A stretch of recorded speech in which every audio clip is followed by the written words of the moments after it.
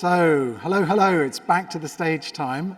I hope those conversations were really good. I was earwigging in on some of those and some really interesting conversations.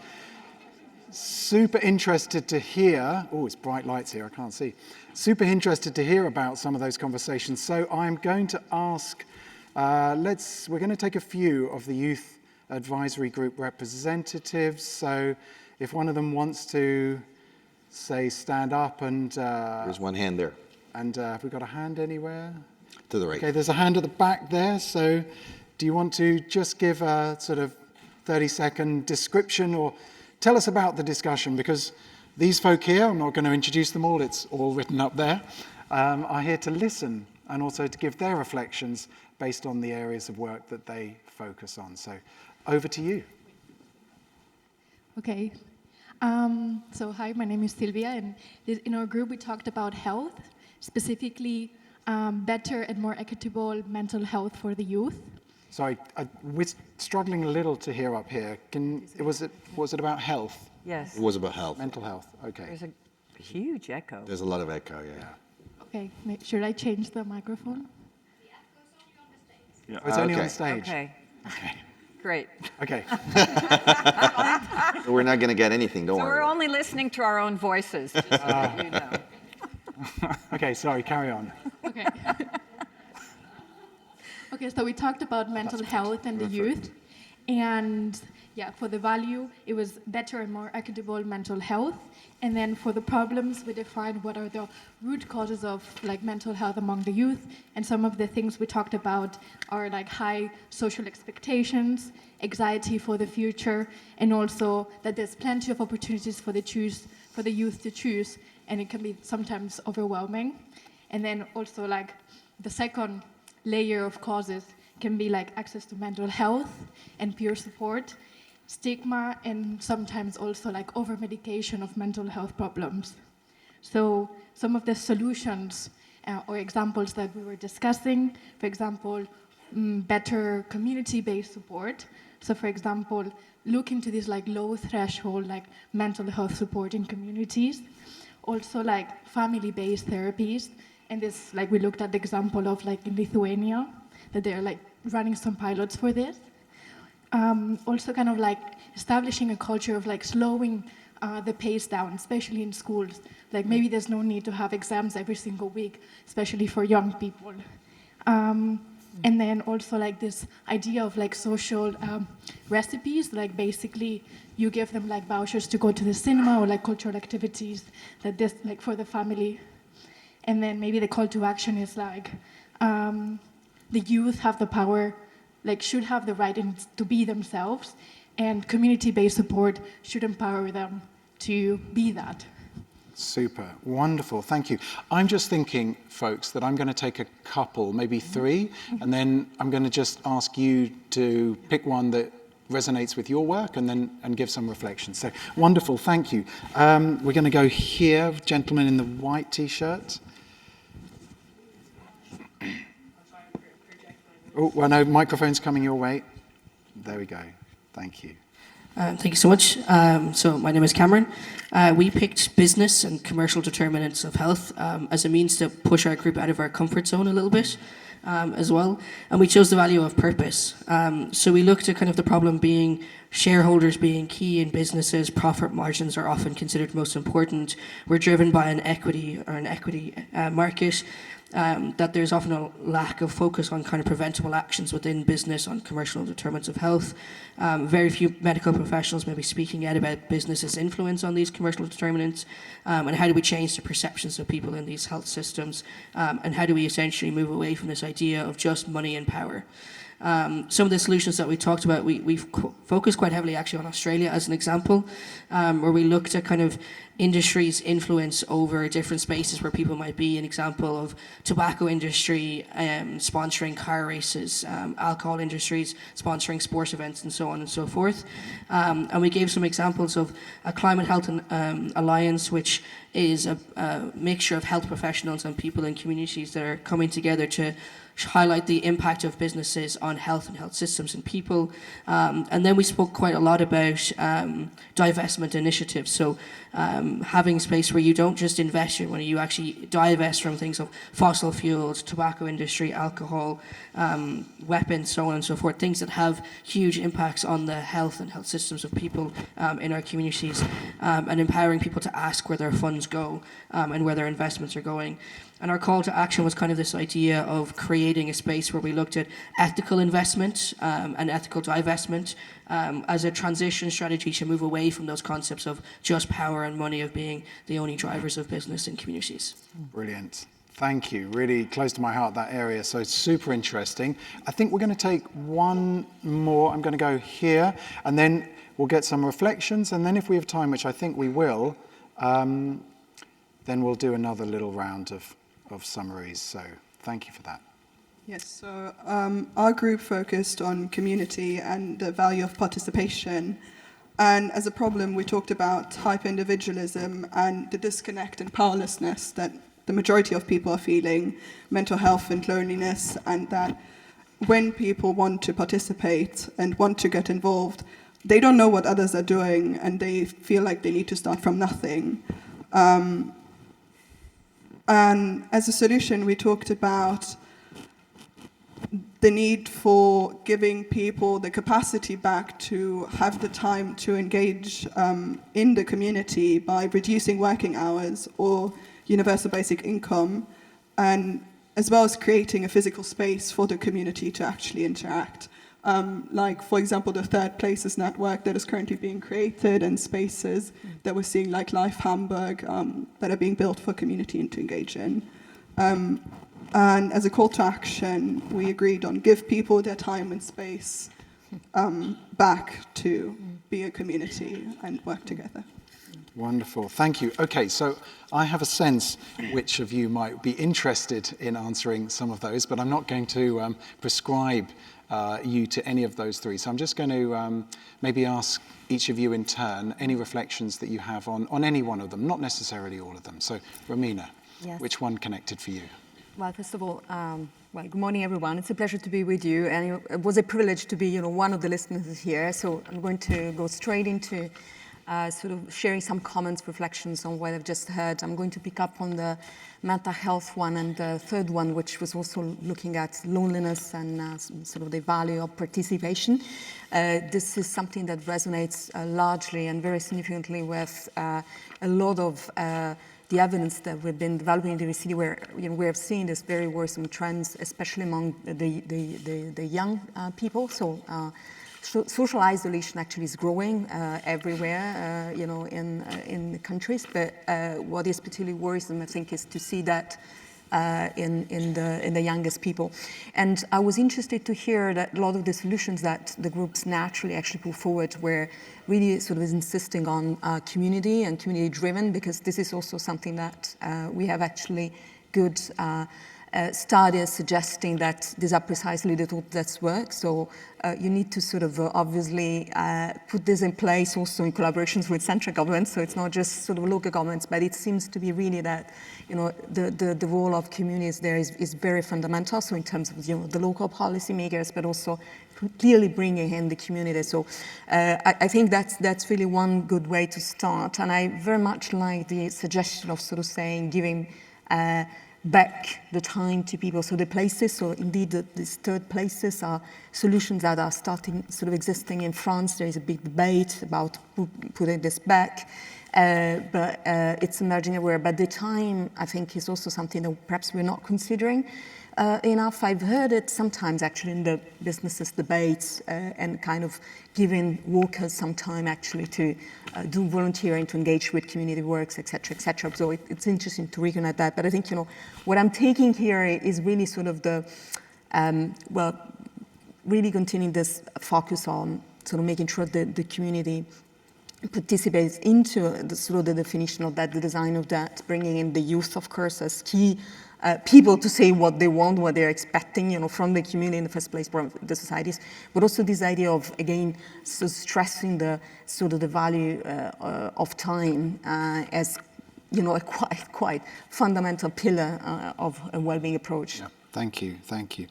Yeah, absolutely, that community involvement is not simply tokenistic, but it's actually central to this. Mads, what did you hear and what did you want to reflect on? Thank you so much. And as Romina was saying, I'm very happy to be here and this privilege to be able to roam around and listen to all of these brilliant ideas and takes on these huge issues we're talking about in this room right now. I'm gonna pick the second one then and focus a little bit on the business topic. You spoke about purpose as well. I think some of the solutions are definitely going into figuring out how can we do more ethical investments or direct the investments to where we need them and to what brings value to our communities, to our societies, to our nature, rather than where we destroy those very fabrics of our society and nature. And I think, as we've been talking about, and we heard from Kate Rayworth as well, we can actually redesign the economy. It is something that we have made, and we can remake it. And this brings me back to these 4 Ps that you introduced, Michael. The purpose one and the pre-distribution one, I think, is really, really important. Because we have to talk about ownership. You were speaking about shareholder value as well, and the power concentration and money concentration, and where that power and money is being held and how it's being used. I think we have to talk about taxes as well. We have to consider taxes. I don't know if that was your group or one of the others that also spoke about cooperatives. So the ownership, that's a big thing in Denmark. We have a lot of cooperatives we're very proud of as well. I think that's really, really important, that workers own basically the means of production, own their workplace. And then I think we also have to consider banks and finance. Where do we direct finance? Who do we allow to steer where all this new money that we're producing out of thin air, where it goes? Does it go into capital markets? Does it go into equity? Does it go into housing? Or does it go into entrepreneurship, to communities, and to actually solving these huge crises we're facing? Thanks, Mads. Sandrine? Thanks, Mads. If I may, I'm going to give a bit of an overall reflection. As I moved around the different tables, I really heard some wonderful inputs. And again, as my colleagues have indicated, it's a real pleasure to be here. My sense as I walked in this room was the level of calm. And I find it quite interesting because I'm living in Brussels and things are not calm. So I want to reflect first on that. The second reflection is the ability to listen, which you've brought in, and thank you, Michael, at a time when there's so much noise. And I think that's also incredibly important.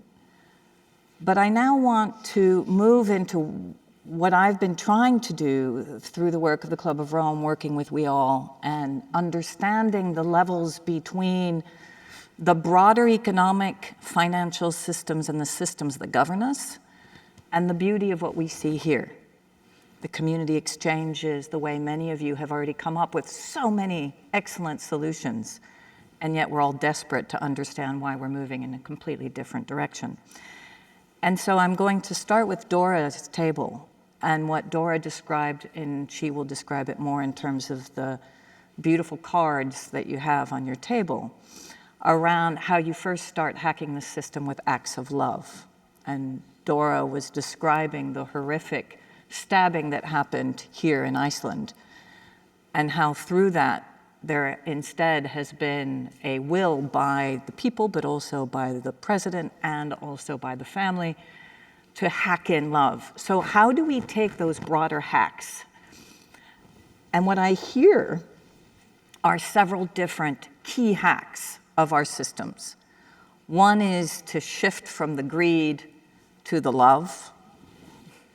The second is to think about shifting from the shareholder value and the business systems into new business systems.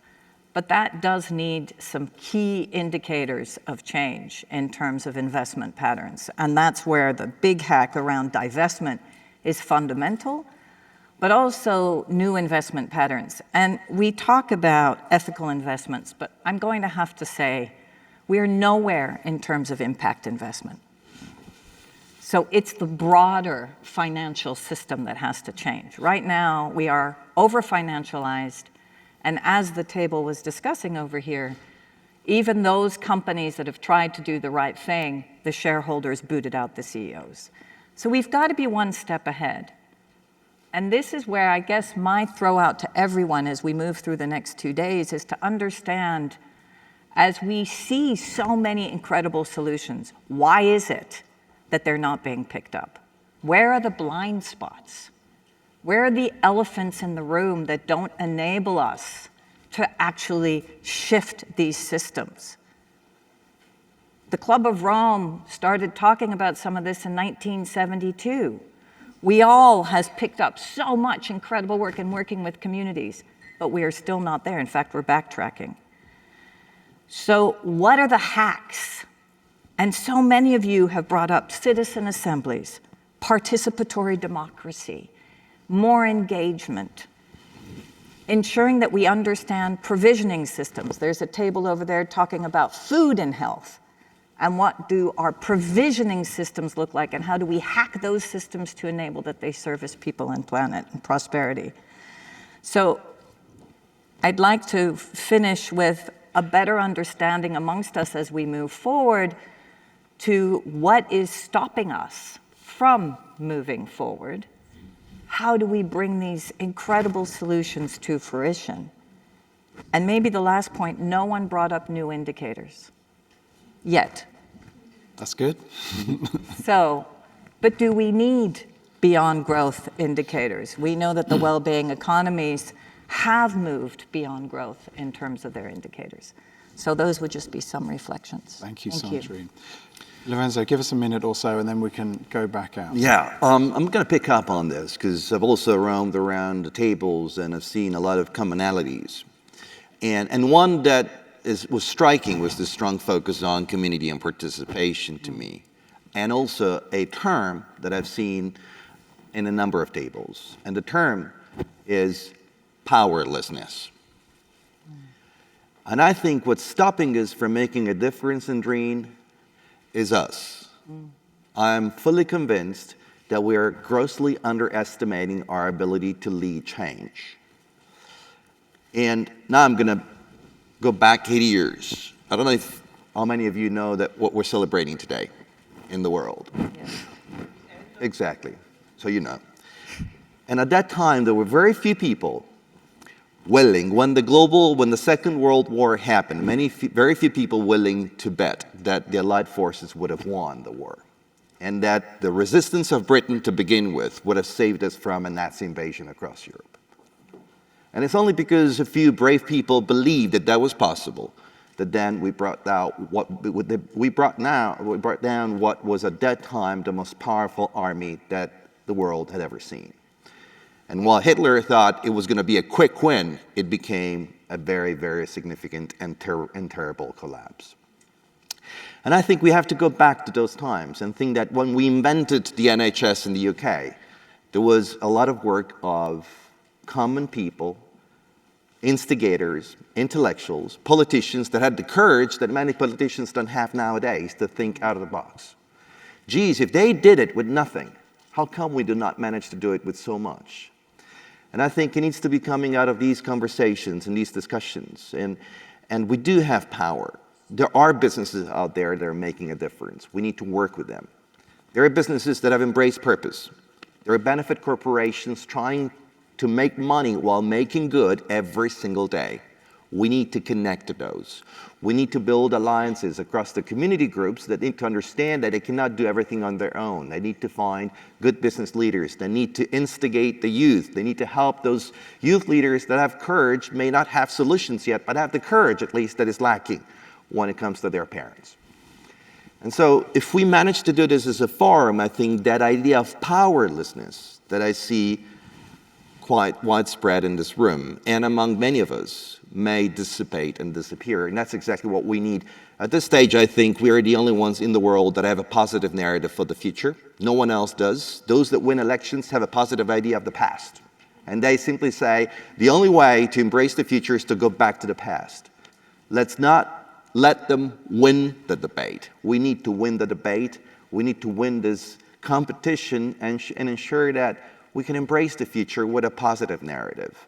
And I close, Michael, by saying the other day I was reading an article that what unites everyone, the 1% and the 99% in the world, is that we're all scared of the future. They've given up on the future. Even the rich ones have given up on the future. That's why they're privatizing everything to build enclaves and protect themselves. Yeah. They've all given up on the futures. They've all become preppers. And we need to stop that and try to build a better society, a better economy. And I don't think there is anything else than the well-being economy as a way forward. Thank you, panelists. So we're actually coming up to 10:30, and I had said maybe there would be time to do another round, but I'm going to hold that thought because I'm now standing between you and a break, and you all came in nearly 2 hours ago. I want to apologize to those youth advisory group representatives perhaps who wanted the chance. We did talk about the fact that I probably wouldn't get around everyone, but there is an idea that we're going to be recording all of the youth advisory group representatives to give summaries of the table discussions, and those videos hopefully will be made available. I'm now putting the conference organizers in a really tight spot if this is not possible, so that you can enjoy hearing about those other table discussions. So I'm going to bring this session to a close, but I'm going to firstly ask you in doing that to look in the center of your tables, because you'll find a pile of elastic bands. Everyone please take an elastic band, and so the panel doesn't feel left out, I've got elastic bands for you as well. Thank you. Okay, there you go, there's one. Thank you. That's for you. Okay, I'd like you to put that elastic band between your thumb and your forefinger, okay? Okay. Now stretch it out, not to the point that it snaps and sort of goes in your eye, but just feel the tension, okay? Feel the tension there. Now your forefinger, that's the vision. That's where we need to get to. That's where we want to get to. But the thumb is the reality. That's where we are at the moment. Now, so often, it's easier to reduce that tension by reducing the vision, by lowering the vision. My request to all here for the next 2 days is to maintain the vision and try and reduce the tension by lifting the aspiration of where we are with the reality, bringing the reality closer to the vision, okay? Not the other way around. So hold the vision, bring the reality closer to that.